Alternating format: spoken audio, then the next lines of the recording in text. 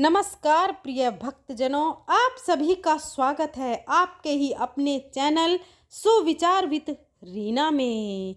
बोलिए भोलेनाथ की जय, शनिदेव महाराज की जय। आज शनिवार के दिन सुनिए शनिदेव और सूर्य भगवान की पावन कथा। धर्म ग्रंथों के अनुसार सूर्य देव की द्वितीय पत्नी के गर्भ से शनिदेव का जन्म हुआ। जब शनिदेव छाया के गर्भ में थे तब छाया भगवान शंकर की परम भक्त इतनी ध्यान मग्न थी कि उसने अपने खाने पीने तक की सुध नहीं की, जिसका प्रभाव उसके पुत्र पर पड़ा और उसका वर्ण श्याम हो गया।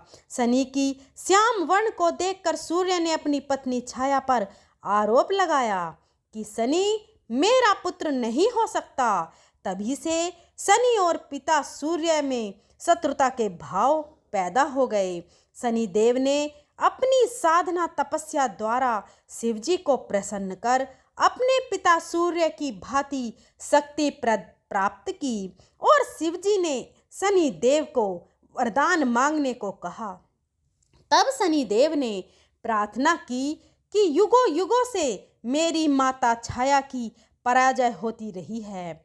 मेरे पिता सूर्य द्वारा अनेक बार अपमानित वह प्रताड़ित किया गया है। अतः माता की इच्छा है कि मेरा पुत्र अपने पिता से मेरे अपमान का बदला ले और उनसे भी ज़्यादा शक्तिशाली बने। तब भगवान शंकर ने वरदान देते हुए कहा कि 9 ग्रहों में तुम्हारा सर्वश्रेष्ठ स्थान होगा। मानव तो क्या देवता भी तुम्हारे नाम से भयभीत रहेंगे। शनि के संबंध में हमें पुराणों में अनेक व्याख्यान मिलते हैं। माता के छल के कारण पिता ने उन्हें श्राप दिया।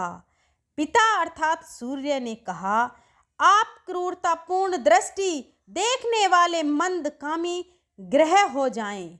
यह भी व्याख्यान मिलता है कि शनि के प्रकोप से ही अपने राज्य को घोर दुर्भिक्ष से बचाने के लिए राजा दशरथ उनसे मुकाबला करने पहुँचे, तो उनका पुरुषार्थ देखकर शनि ने उनसे वरदान मांगने के लिए कहा। राजा दशरथ ने विधिवत स्तुति कर उन्हें प्रसन्न किया। पद्म पुराण में इस प्रसंग का सविस्तार वर्णन है। ब्रह्मव्रत पुराण में शनि ने जगत जननी पार्वती को बताया है कि मैं 100 जन्मों तक जातक की करनी का फल भुगतने को देता हूँ। एक बार जब विष्णु प्रिया लक्ष्मी ने शनि से पूछा कि तुम क्यों जातकों को धनहानि करते हो, क्यों सभी तुम्हारे प्रभाव से प्रताड़ित रहते हैं, तो शनिदेव महाराज ने उत्तर दिया, मातेश्वरी, उसमें मेरा कोई दोष नहीं है। परम पिता परमात्मा ने मुझे तीनों लोकों का न्यायाधीश नियुक्त किया है, इसलिए जो भी तीनों लोकों के अंदर अन्याय करता है उसे दंड देना मेरा काम है। एक व्याख्यान और मिलता है कि किस प्रकार से ऋषि अगस्त ने जब शनिदेव से प्रार्थना की थी तो उन्होंने राक्षसों से उनकी मुक्ति दिलवाई थी। जिस किसी ने भी अन्याय किया उनको ही उन्होंने दंड दिया, चाहे वह भगवान शिव की अर्धांगिनी सती रही हों, जिन्होंने सीता का रूप रखने के बाद बाबा भोलेनाथ से झूठ बोलकर अपनी सफाई दी और परिणाम में उनको अपने ही पिता की यज्ञ में हवन कुंड में जलकर मरने के लिए शनिदेव ने विवश कर दिया। अथवा राजा हरिश्चंद्र रहे, जिनके दान के अभिमान के कारण सतनिक बाजार में बिकना पड़ा और शमशान की रखवाली तक करनी पड़ी। यह राजा नल और दमयंती को ही ले लीजिए, जिनके तुक्ष पापों की सजा के लिए उन्हें दर दर की ठोकरें खानी पड़ी और भुनी हुई मछलियां तक पानी में तैरने लगीं। साधारण मनुष्य के द्वारा जो भी मनसा वाचा कर्मणा पाप कर दिया जाता है, वह चाहे जाने में किया गया जाए या अनजाने में, उसके अनुसार उसे फल भुगतना ही पड़ेगा। एक और कथा के अनुसार रामायण काल में एक समय शनि को अपने बल और पराक्रम पर घमंड हो गया था। उस काल में हनुमान जी के बल और पराक्रम की कीर्ति चारों दिशाओं में फैली हुई थी। जब शनि को हनुमान जी के संबंध में जानकारी प्राप्त हुई तो शनि बजरंग बली से युद्ध करने के लिए निकल पड़े। एक शांत स्थान पर हनुमान जी अपने स्वामी श्री राम की भक्ति में लीन बैठे थे।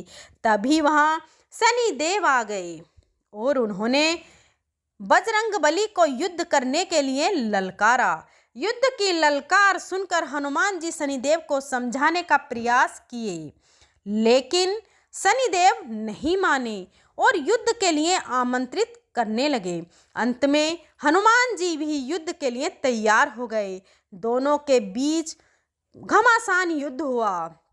हनुमान जी ने शनि को बुरी तरह परास्त कर दिया। युद्ध में हनुमान जी द्वारा किए गए प्रहार से शनि देव के पूरे शरीर में भयंकर पीड़ा हो रही थी।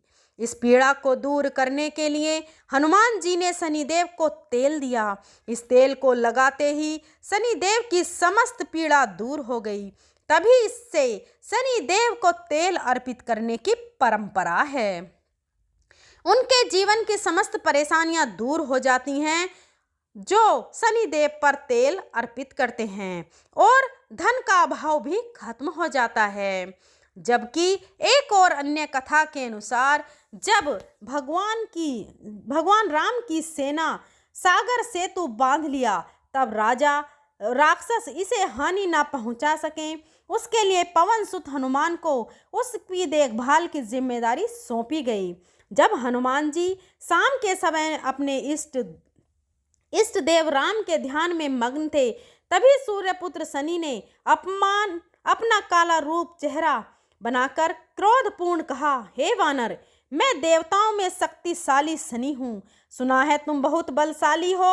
आंखें खोलो और मेरे साथ युद्ध करो।